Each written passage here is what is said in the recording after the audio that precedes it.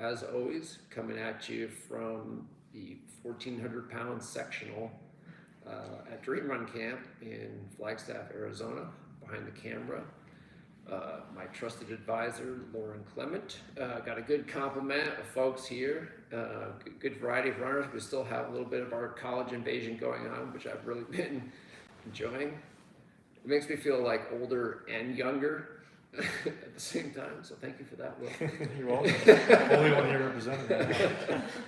Yeah, and I'm really excited about, I say this every week, but I'm really excited about my current guest, who is just a random guy I play poker with, Nick Arciniaga. Yeah. That's the same winner's table for a long time. Was that a fair and accurate description? I can call myself a random guy. Yeah, that's fair. Well, yeah, I guess actually the random part is not accurate, but have we or have we not played poker together? At least 3 times. For sure. You bring the jerky, right? Yeah. No, I don't. No? I did the first time. Okay. I brought the non-alcoholic beer last time. Makes you safer for driving? Yeah, and it's funny, I won more hands, you know? Stone cold sober. Yep, yes. Suddenly I felt like I was good at poker. Yeah. How else do we know each other? Oh, just dating back at least 14 years now. I was on the Adidas team with McMillan, came out to have us do some skits that we were just talking about back in the day, and then you were with. Hopefully that video is not accessible. I don't think so. I haven't tried looking it up, but yeah. The Shalane and Kara cat fight video is, last I checked, still accessible. I'm looking it up. Yeah, well, we might pop it up on the big screen. Yeah, have a look at that. Yes. So, and then. What else? Well, just you coming to town often. You know, with your books, you're emailing me at the shops that I work at. Say, hey, can I do a little book tour with you guys? And then you're out with Ben Rosario for a bit. And yeah, we just, runner's world, we bump into each other all over the place. Yes, we do. So let's get back to the Adidas McMillan team. Yeah. So that was my first time ever setting foot in Flagstaff. And so this would have been 2009? Would have been at least 10. I came out here in 10. Yeah. Okay. Probably 10. Maybe 11. So that was my first impression. It's funny because like I have kind of vague memories of that. I'm like the Flagstaff I experience now had. It feels like a different place. It is worlds different. Like the McMillan team, it was the one team in town. Now there's 3 like pro teams and training groups coming out all the time. Back in 2010, we'd probably get 1 or 2 college teams coming out to train over the summer, besides NAU, and then a couple high school kids coming up from Phoenix. Yep. Now there's just hordes of them. College and high school teams is nonstop. And pros, like all the world level like type pros are coming out here for their training states 4 weeks at a time before Olympics or before World Championships. So and then all these people, yes. Dream Run campers. We got the Rob Carr campers, the Steph Bruce, the Bruce Camp campers. Sorry, Ben and Steph Bruce campers. This is a champion's couch right here. Yeah. So it's a very, very popular spot nowadays versus 14 years ago. Yeah. So, but that was cool, right? You're a professional runner on a team sponsored by a major shoe brand. I would have loved to have gotten to that level. Yeah. Couldn't. How did you? How did I get to that level? Yeah. Oh man, it was years in the making. Like, so I did my first marathon in 2006 when I was 23. A little young, historically for a marathoner. But then, like, I ran a trial qualifier and ended up from there joining the Hanson team. Was more of a development program. In Michigan. In Michigan, yeah. With them, with Brooks Hanson's for 3 years. It was under like a team contract, so it wasn't individually sponsored by Brooks, but the coaches and store owners out there, they took care of pretty much everything. Like, I didn't have to pay rent. I had a job. I could work 20 to 30 hours a week to pay for whatever bills did incur, but it was a lot cheaper 18 years ago to Yep. base living anywhere. But yeah, then Brooks provided a contract. You hit time bonuses, and they provided all the gear and everything. That was my first experience with having a real true sponsorship. And then after my 3 years there, I felt I wanted to relocate. The Midwest wasn't feeling right for me. Wasn't happy, so I wanted to come out to try altitude. I had a teammate from college who was out here training with Greg McMillan and the team here. Brett Gotcher had just run 2:10 in the marathon. Yep. I had just run 2:13 at the time when I was leaving Hanson, so I wanted to get in a group where I can have somebody to chase or somebody to work with. I saw Brett and my other teammates here as that possibility to have a more elite group rather than a development team type group out in Michigan. Plus the altitude training, just hoping that would work out.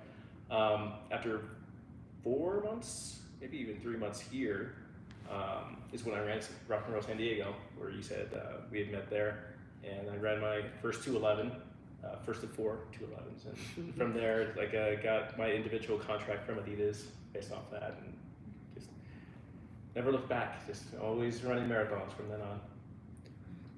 Not to digress, but statistically, how many people do you think have run 4 to 11 marathons and never faster? And never faster. Very few. Very few.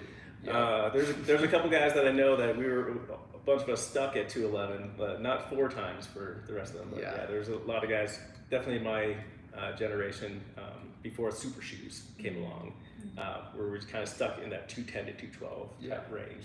2:09 was always the goal for a lot of us, non-Abdi, non-Ryan Hall, or Matt Kempsleezy, Dathan Ritzenheim type guys.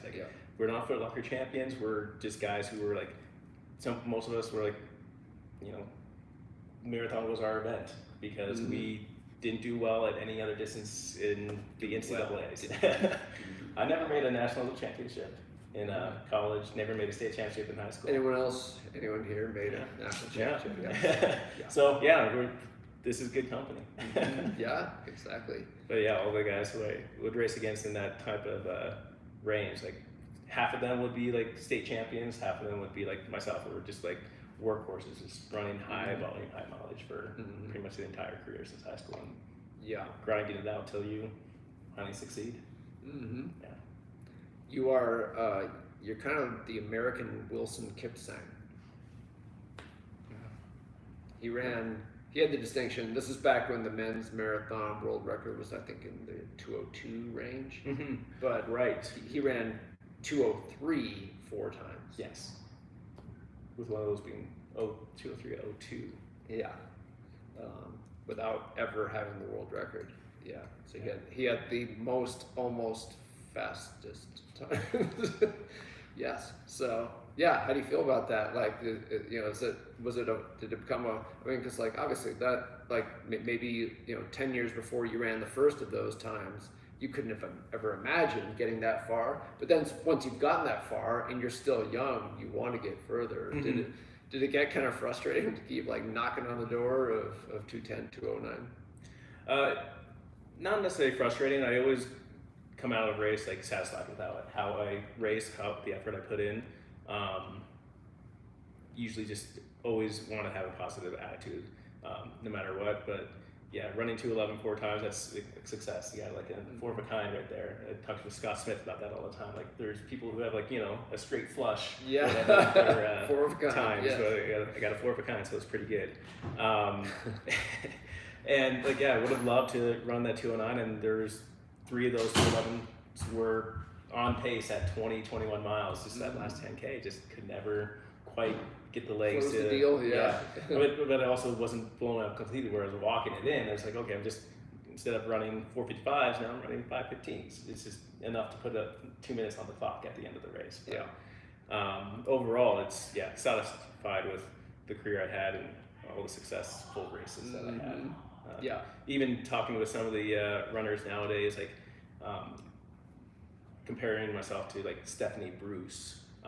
She is still competing. She's the same age as me and competing really well. Still making multiple trials. We finished college around the same time. We joined McMillan Elite at the same time, and she's still going. I've been retired. I haven't competed in 6 years. Yeah. But I've also still have more marathons under my belt than Steph has. Like she had a couple kids to take some breaks ago. Right. She took her probably 6 years of breaks in the middle of her performances. But she's only run 12 or 13 marathons. I've got 26, so I put a good bulk of those in for a good 10-year career. Yeah, so say more about that idea of like that distinction between maybe the super gifted and the workhorses, because we all want. Unless you are, Wilson Kipsang, and you're a runner, you probably recognize that your gifts have their limits. Yeah. You know what I mean? And so like your focus is like, how do I get more gifted? It's no, like how do I get the most out of whatever potential is in me? So we all want to kind of believe that like there's a lot of possible, Oh yeah, for sure. Yeah. And then you could, just to cherry pick the guys I would race against and lost to most of the time, like Brian Hall, Meb Keflezighi, and Dathan Ritzenheim. All three of them are different athletes. Ryan was a talented workhorse. Meb was talented, and he just was smart racer and smart trainer. Like he would get injured, but he could like start running on land 5 weeks before a marathon, then win New York City. You know, it's kind of like different levels of talent. And then Dathan, much more talented than either of those two, arguably, but injury prone. Yeah. So everybody has their like goods and bads, but then there's guys like myself, like I would just put in the work. Like my gift, my talent is that I can run 140 to 160 miles a week consistently and not break down. I didn't have that raw speed that the other guys had. Like I raced Ryan in high school. He was a 402 miler, I was 418. So it's just per mile gap is, it's pretty heavy to try to catch up to. But I only beat Ryan once at the end of his career, once he kind of had to shut things down. Anyone else beaten Ryan Hall in a race? No. Once or twice. Yeah. once he bulked up. Yeah. He could still beat me. Yeah. But then other guys who are like, non-state qualifiers, non-national qualifiers, those guys who are racing against like Ryan Vale or Jeff Eggleston, they were put in like the same type of volume that I was putting in as well, just higher mileage, just putting in day after day, run 14 miles in the morning, 8 miles in the afternoon, 20-mile long run at the end of the week, or up to 26-mile long run. Just the mindset of just waking up every single day, or waking up twice a day, just go out for a run and put the time in. So that's the benefit of being a professional runner. You don't have a part-time job that you have to worry to go to in the middle of that to tire yourself out. Yeah. But how about like the self, but just the notion that it's worth it. I wasn't even a 418 miler in high school. Sure. But I knew I wasn't going to the Olympics, but for me, it just like running mattered as much as it did for the fastest runners. I'm like, I'm just gonna see what's possible. Just go for it. Was that kind of your mindset as well? Once I got to college, it's kind of what my mindset was. I just found I just enjoyed going out for a run. Then there's a goal for me to just get out and run every single day. I actually did have like a 3.5-year running streak where I didn't take a single day off. Just loved getting out and I enjoyed it. So there's everybody has a little bit of crazy if you're a runner, right? But a lot of head nods. Yeah. You can't see it, but forgot where I was going with that. But just going out there and figuring out what my passion was. Like a lot of times in high school, I was like, I want to be faster. I wanted to earn a scholarship. That was the goal then. And then also I'd look at the faster guys ahead of me, I want to be in the fast guys club. I want to join them and kind of cool down with them and kind of be acknowledged by the fans and everything. There was a little bit of that. By the time I got to college, I didn't really care too much about the accolades and compliments. I was just trying to get the best out of myself. Yeah. And that translated a little bit more into my post-collegiate career as well. It's I was just going to go run every single race I could find every weekend. So it's more fun to go out there and compete, whether I'm racing fast and getting beat by faster guys or just having a terrible day in 90-degree heat in the middle of California in the middle of summer and just walking it in. Yep. How about the phenomenon of like surprising yourself with what you can do? I think like at all levels of the sport, like that's an experience that like you have sometimes. Like especially if you like, I don't know what it's like to be born with the genes where you're like, I know I'm the best, you know. Sure. But like for everyone else, it's like, you know, I have some kind of a knack for this, but I'm limited. But then it just remains to be seen, like what your actual limit is. Yeah. And for me, like I would say, like, you know, the way I looked at it when I was 14, like first, like really getting serious about running competitively. What I ended up achieving, you know, actually fell short of what I thought I might.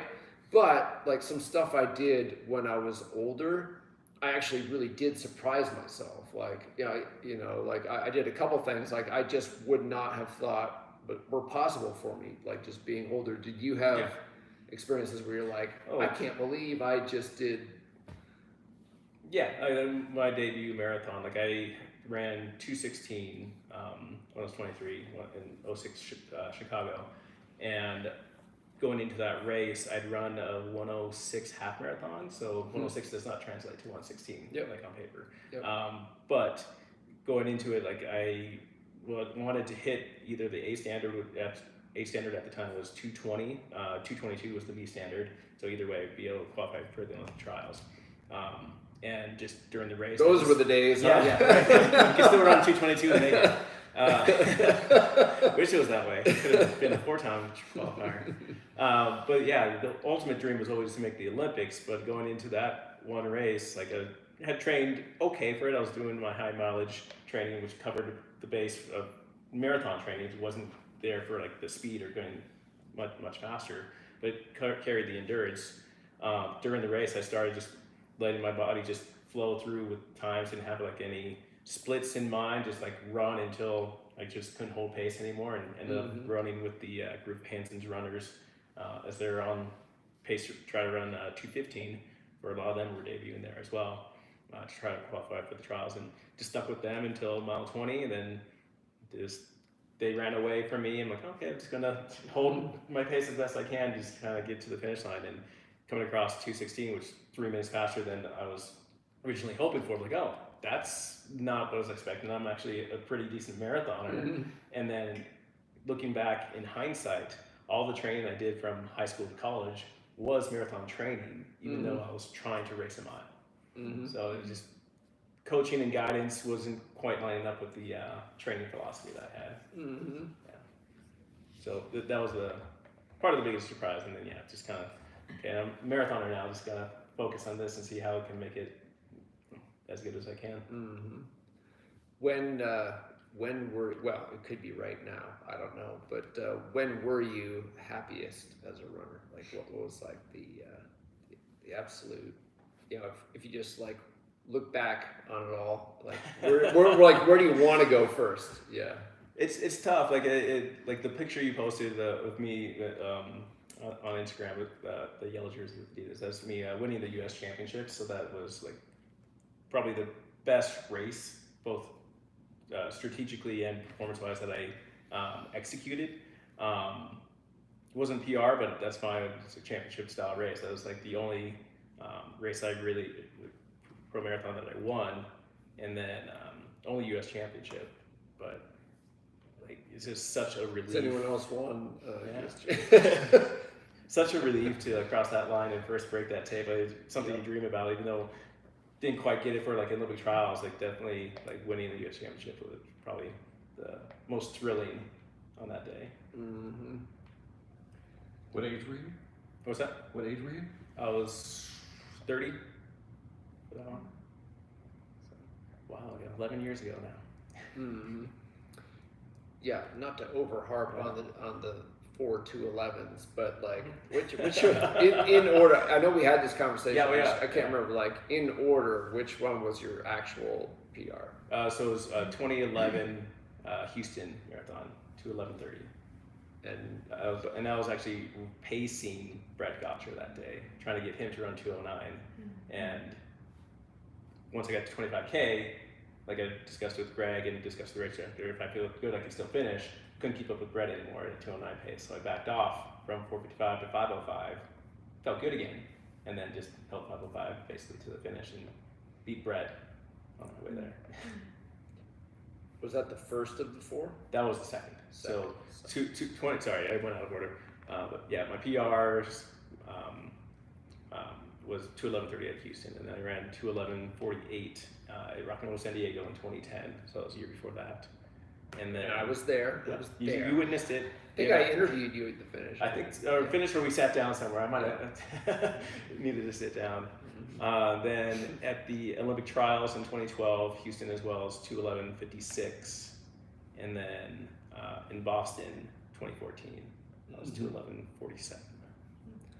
So, speaking as a writer, I think your story would be slightly less tragic if if you'd PR'd in the last of the 4 to Yeah, I was trying. It's like at least I capped out with a PR. Yes. I gave it a go again after that. It's just races started getting hotter and just body started breaking down a little bit more. So. If you had, I ran my fastest marathon, and I ran like 50 of them in not super shoes. Yeah. You know, they were just available then. It was Chicago. Galen Rupp won in super shoes. Jordan Hesse.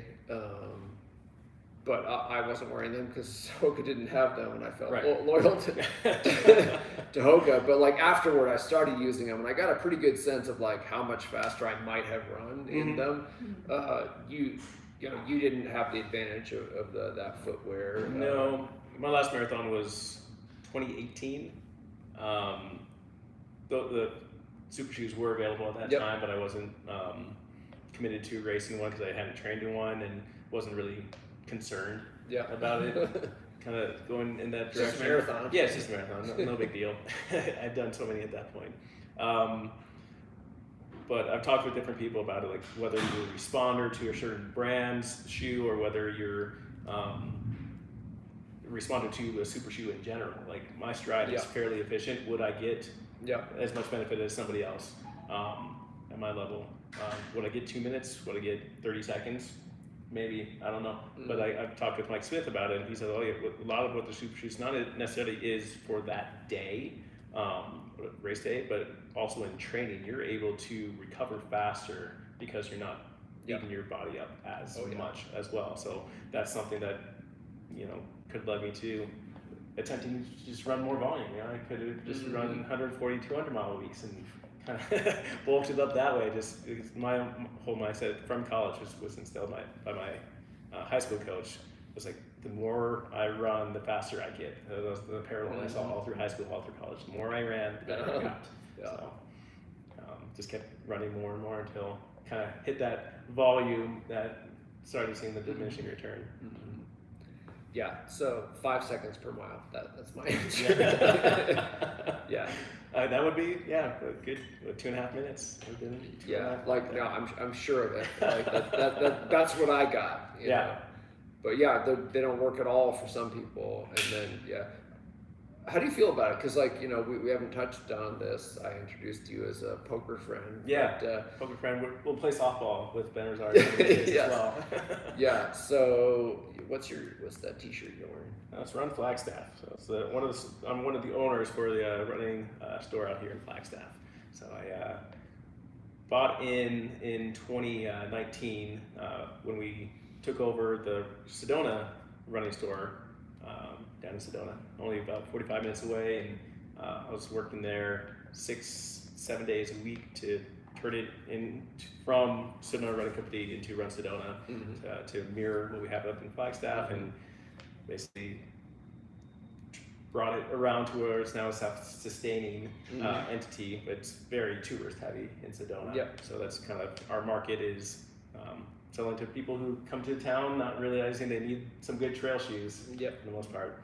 But then this past year, it's been 5 years since I moved back, this past year I've been more focused on the growth and involvement for Run Flagstaff, which we've had a couple different projects to try to open up a new store, did casual shoes or work shoes, and then moving towards like just growing the run specialty business in Flagstaff in general. We get a lot of traveling runners that are coming out here to buy t-shirts like this or buy new running shoes that they won't be able to find most other places, because we're one of the few shops that really dedicate to trail running, because that's Flagstaff's like 60% of the runners out here are here for trail running. So it's a lot of fun to go out there on the trails. That's one thing that I do attribute to some of my sustainability as well. I did a lot of trail running when I was younger in high school and college. It's kind of the off-camber surfaces help build up and strengthen the muscles a bit more.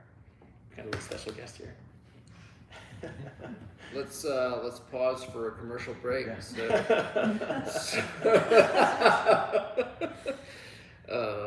Yes, so Run Flagstaff, proud partner of Dream Run Camp. So if you sign up for the elite experience at Dream Run Camp, you get a $100 gift. You see me in there all the time. Oh, yeah. Or you and your my whole team. I'm usually in the office, so I try to just listen to see if I want to talk to. I don't get a discount. I just pay $100 and pass it on.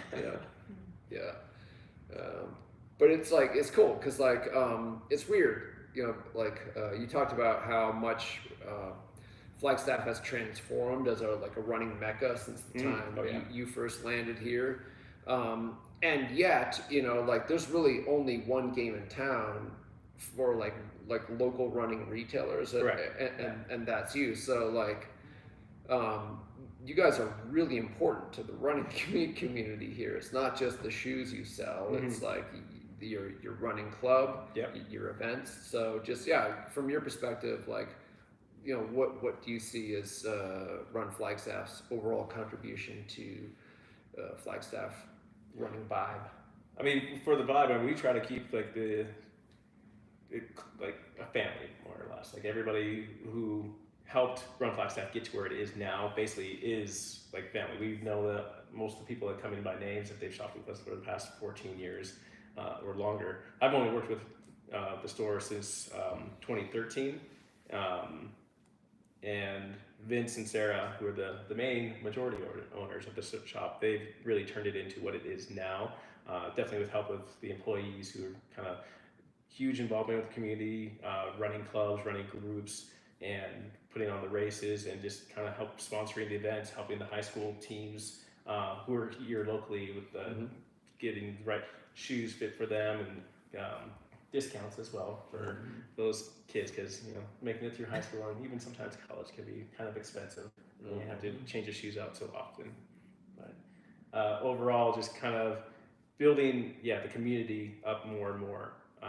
There was a time where Run Flagstaff does own Team Run Flagstaff now, which is our running club has 300 members involved, where Vince, the other owner, and myself were the head coaches for the squad. So we're out there every single week, just putting our time, just reading out splits to community runners, just running circles around the track, and learning everybody's names, getting as close to the involvement within the community as we can. And then the downside is, as we get bigger and more growth, that involvement comes with a lot more responsibility, where we've got to just keep on top of things, where you get more busy work, more office work. So try not to lose touch on that. Yeah, growing pains. Yes. I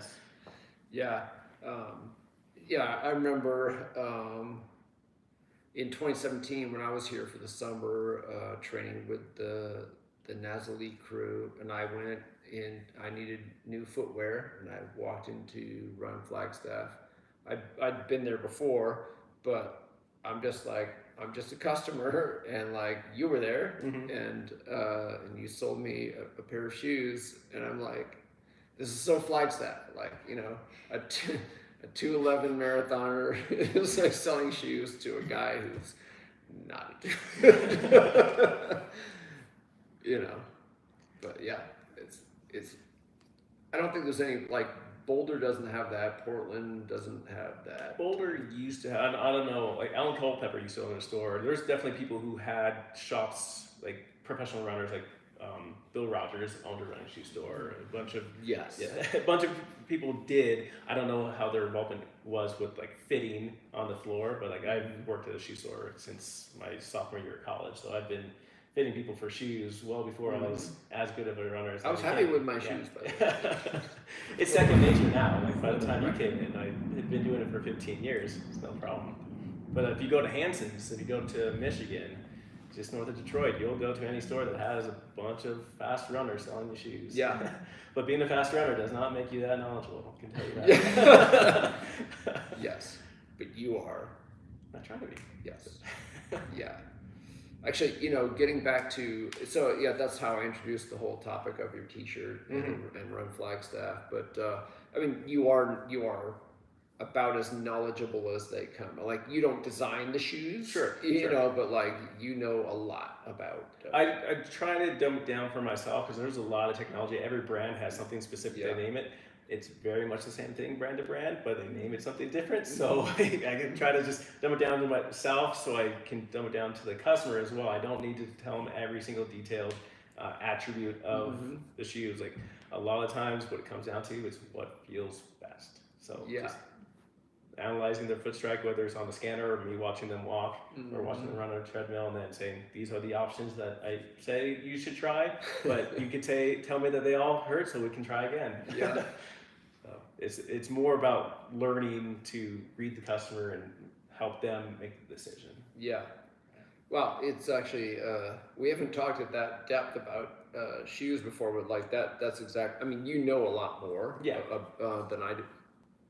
Yeah. That was quick. Yeah. I played poker. I know quite a bit more. But it's true. You know a lot more about shoes. I don't know how to write a sentence. So structure. I'm good at sentences. But I remember when I was working for a competitor group, like it was like around the time I first met you, when I came out here to do like a really failed comedy skit about running. So we were doing shoe reviews because we had like magazines and websites, and we were trying to compete against like Runner's World. Remember Runner's World? I do. Yeah, they had it in the magazine. Yeah. So did Running Times. Yeah. To compete with their shoe review, and like I was sort of like, at kind of the theoretical remove from actually like, selling people shoes, and but like what my belief was exactly what you just said. Like it's like, so we came up with like this new system of doing shoe reviews that was all about fit, feel, and ride, and it was like that was our like, I don't know, 3-word summation of our philosophy. It's like it's how it fits when you first put it on, it's how it feels when you first start moving around with it, and it's about how it rides when you actually get it out. Yeah.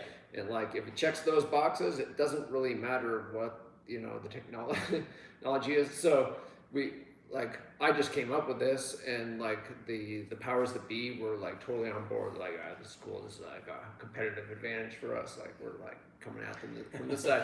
And then so like I was flown up. I was editorial. I wasn't involved in sales, but like I was flown up to Nike to like just deliver like this is our new philosophy of like shoe review. And I said almost exactly what you just said. Like, so basically, like all your jargon is bullshit, and we're just gonna cut through all of your bullshit and do this like whole like runner centered fit, feel, and ride. And it did not go. Yes. Yeah. Nike. Yeah. Yep. Yeah, I was like not invited back to any more sales meetings. Some people's job is head of bullshit. I don't know. Yeah, but it's like it's validating to hear you say that. Like that's kind of your philosophy, right? Yeah, and there's plenty of other running shoe stores or fitters that will be a little bit more detailed or kind of spout out the knowledge of the specific shoes as well. But I try to. It saves time to not have to explain every single detail of every single shoe. Right, because like you're just trying to get an outcome, right? Yeah. And I have plenty of customers who are like, they will put on the shoe for half a second, like, nope, that's not the one, or there's not enough time for me to even unlace the next pair of shoes for them to try. So the words won't be able to keep up either. Yes, but you've seen a lot of that in like the history of like the industry is like. Shoe retailers like tried to like really make it sciencey. Mm-hmm. And then like people would be like, they would have shoes that did not actually feel good, like crammed onto their feet. It's like, oh no, like our measurements say like this is the shoe for you. It's like, but it feels terrible. Yeah, there's been like many shifts of just technologies since I've started. Like when I first started, it was a lot of the overpronation, dual density material sort of idea, which some brands still have, but they kind of toned it down a little bit. Now there's a lot of guide rail systems so that your foot run naturally, but it's be protected on the sides. Mm-hmm. There's the drop differential, where most traditional shoes were an 8 to 10 millimeter drop. Now there's a lot that are 0 dropper and everywhere in between.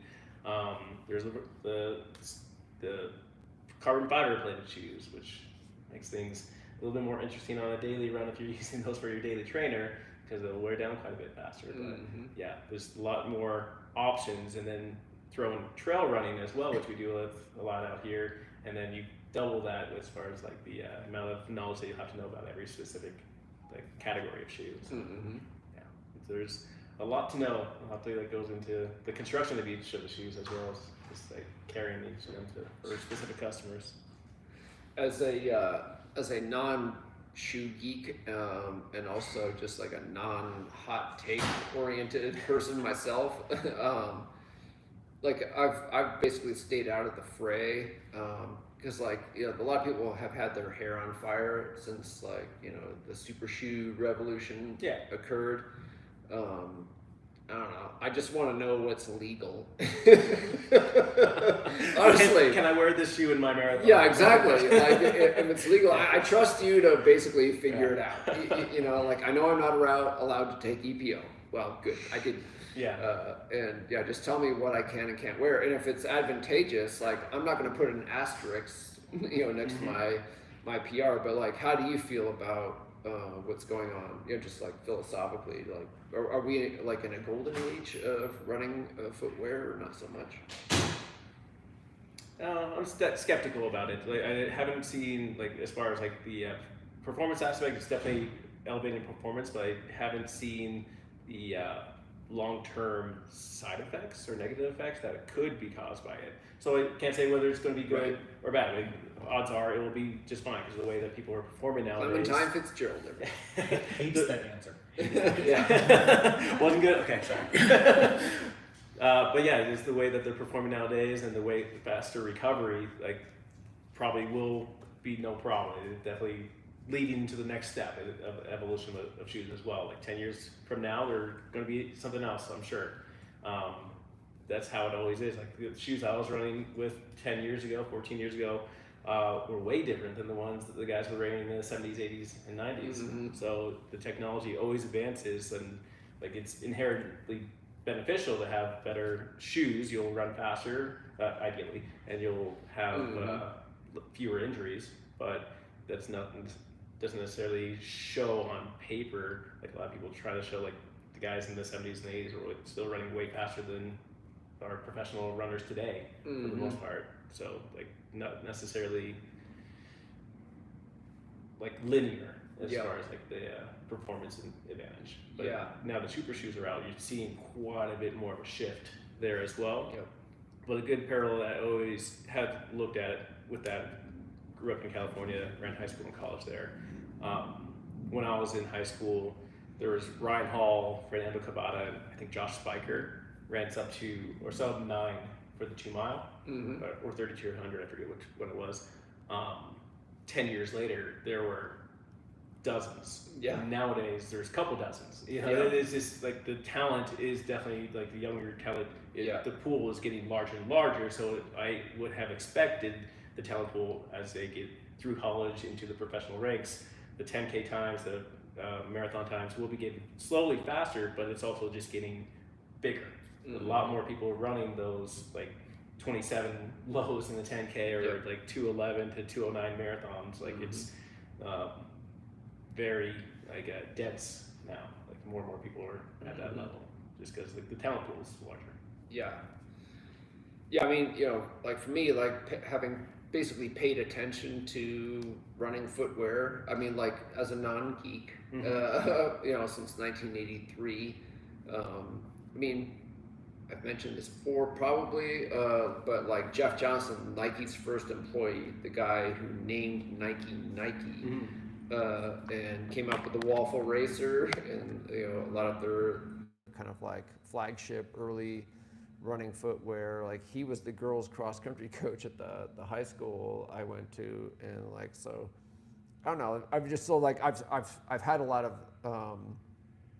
experience of just like exposure to like the whole how it's evolved over like all that time, and basically, we had the whole barefoot thing, which was like a little bit backward, but to me it seemed like we're not really just getting anywhere. It's like, and like my conclusion was like shoes aren't bikes, because I did a lot of cycling too, and I saw like bike technology just like just take off, and running just didn't do that. And then the shoes aren't the machines with the gears that and then suddenly it did, so that like that's a true revolution. But like it's always like it's tempting to assume that like history stops where you are, right? But like it's not very likely. It's like no asteroids heading at us right now, so very likely we'll wake up tomorrow, the sun will rise. And so there could be, like a future like revolution in running footwear, and I wonder if it will be more, because you said how like this is definitely like a seismic revolution, but it doesn't work for everyone. Yeah. And so like maybe the next revolution is like figuring out what works best for each individual runner. Yeah, and then you could look at, and there's so much other technology advancements beyond the shoes, like for recovery with cryo chambers, or like this, like not having to take ice baths as much. Like there's still, I don't know, there's research that says that taking an ice bath is beneficial for you. And I would take it every day after my running college. But so it's just the difference in recovery, the difference in like rest, and like, but then there's also the detriment with people's diets, like the type of food that we're getting sourced might not be any better than it was 20, 30 years ago, or like the Definitely not. Sitting on your phones all day long rather than reading a book might not be better for the brain. And there's a lot of goods and bads with the evolution of human. So there's more to come. More to come. There's always going to grow, and there's going to be some new development 10, 15, 20 years from now that will make these Vaporflies look like the shoes that I was racing in a long time ago. So. Yeah, so I've utterly failed to open up the floor to questions. But we're just so talkative. Yeah, I just actually, I honestly forgot you all were here. I have 37 poker questions. As well as, was Run Flagstaff mad that Roger Federer took your logo? Roger Federer took what was my logo? That little RF. Oh. I think y'all got a lawsuit on your hands. You can really. Yeah, we definitely patented the shield. So. No, real question though. Okay, so you said you did your first marathon at 23. Yes. Right. So this is like a three-parter. So what were you running, like competing in before that? What made you go to the marathons? And then are you doing any like trail ultras or any of those kind of things these days? So before I ran my marathon, I was training for track and cross country type races through college. I was still finishing up my degree. I went through my eligibility in college in 4 years, so I still had a year left of finishing up classes before I was free to go out in the world. So I was just running quite a bit and going to school, working part-time at a couple different jobs. I was running 5K, 10K road races, did a couple half marathons, and once I moved to road racing beyond like cross country and track type racing, I found like I had a different potential. Like I was racing a lot better than I did competing against like college cross country runners or track runners. Running on the road, I just had a different rhythm. It just felt smoother and was more competitive. So I did a couple half marathons, and then one day I just said, I think I should do a marathon because that might be a good chance to qualify for the trials that's coming up, and had a couple of guys in my ear saying I should give it a go. But yeah, up until that first one, I was just road racing every other weekend basically. And then trail ultras. I've done one trail marathon, one trail ultra, 55K just up here in Flagstaff. I would do more. I just find it, just whatever, like Distance, as long as it's 2 hours and 11 minutes, don't care what the distance is. But no, I wanted to do a couple more, and I actually signed up for a race a few weeks ago, but a family trip took us out to California that weekend instead. And now we're having another baby in 2 months. So we're going to be very tired and not able to sign up or train for races really. So, yay. Yeah, number 2, one boy, one girl. We'll see how it goes. Breaking news here Yes. on Dream Run Camp Live. Yes. Yes. Nothing wrong with My parents are watching. We're having a girl. that. It's like, yeah. Our first reveal. Yeah. No pink balloons. Yeah. Episode number whatever. Our first reveal. Yeah. Was that all 3 parts addressed? I know. I did the 4th part there, but Well, you were talking about with like the trail running in the community Yeah. and having trail run Tuesday. I didn't know if like that had gotten you into that, or if like you got more into that as a result of like just to be more knowledgeable about like trail running. No, I trail ran like through high school and college. We'd go to just different trails in the area, and like I love single tracks. It's just a nice way to lose yourself in the space. When I was training here as a professional marathon, I would do a lot of my long runs on single track trails and just go explore. Most of my teammates didn't do that as much. I had one, Andrew Limoncello, who's 213 Scottish marathoner, and he would go out with me, and we would just like, hey, let's try to run that way and see where we go. And we would just explore all the time. So that's a big drive for me. That's what I found through college. Like I just enjoy running. I want to try to run farther, different places, and new places all the time. So nowadays I just, you got 30 minutes to go out and run. I run the same loop all the time, but don't get to explore quite as much. Yeah. I'm coming up on a training block, so I'll be kind of like looking for a new shoe rotation, sort of. So I know you kind of mentioned how it's very subjective, but are there any shoes that you'd highly recommend that have seen that are well made Do you need that me? people are enjoying a lot? One that we just brought back in recently. I Okay. mean, hype them up a little bit. Topo. You guys carry on the kinda has a conversation. little bit I'm wider sorry. toe box Dream to Runner make needs both me. road and Yeah, trail what do you need? options. But Yeah, we just you- brought them back in a couple weeks ago, and we've sold Okay. through most of our inventory Yeah. already. So that'd be Is that- something to at least try on your foot just to see how they feel.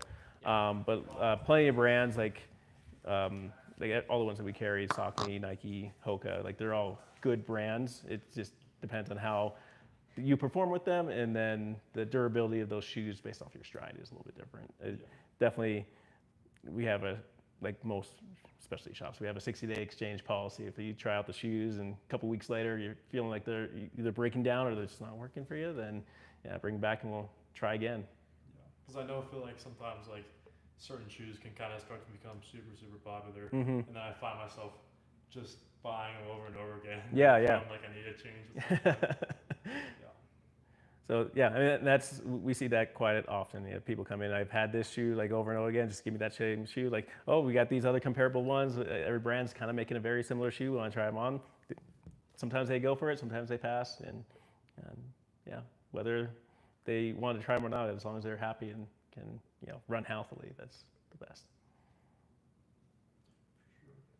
Favorite trail shoe? Ooh, I'm rotating through 2 right now. I have a Nike Zagama 2, which I did rim to rim a few weeks ago with those ones, and then got a pair of the Topo, which I just mentioned, Mountain Racer 3, which is a little bit lighter weight, the wider toe box, but feel good.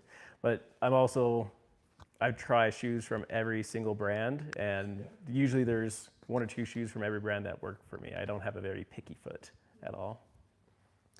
I'm so glad that you all witnessed that, because like this is how we do it at Dream Run Camp. Like the Dream Runners come first, and I was called into duty. I only wish Story had just like come up and like collared me and just, I need you now. You figured it out though. Yeah. I was getting like peripheral. I was getting, some body language stuff. So, questions from the group? Thank you for that one. Any others?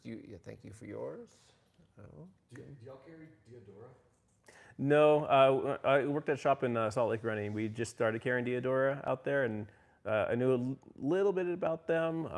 It's been about 5 years since I tried one on, so I'm not quite familiar with what they're doing right now.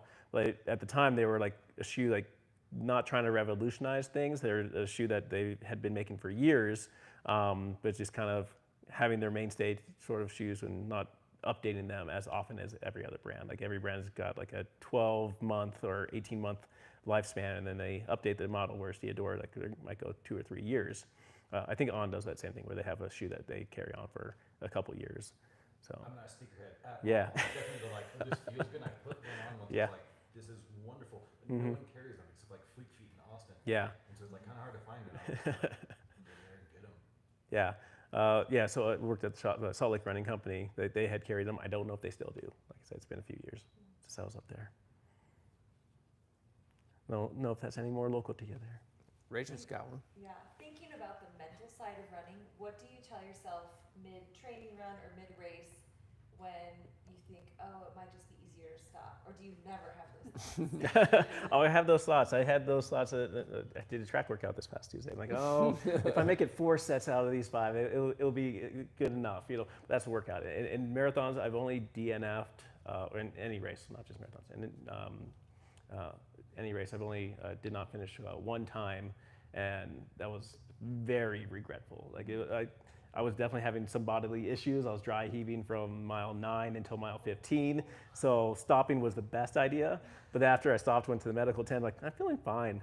Maybe I should run again. But then I waited an hour for the shuttle to come, and then waited another hour for us to get back to the finish line. So it just took way longer to take the shuttle back to the finish line than if I would just had jogged it in. Yep. Because I was definitely, in my mind now, looking back, I was capable of at least just jogging it in. But as far as the rest of the mindset goes, in training runs and in actual races where I'm not feeling that bad, the doubt that comes from like, oh, I'm losing contact with these runners, and am I going to finish this race? I always go back to just like numbers in my head.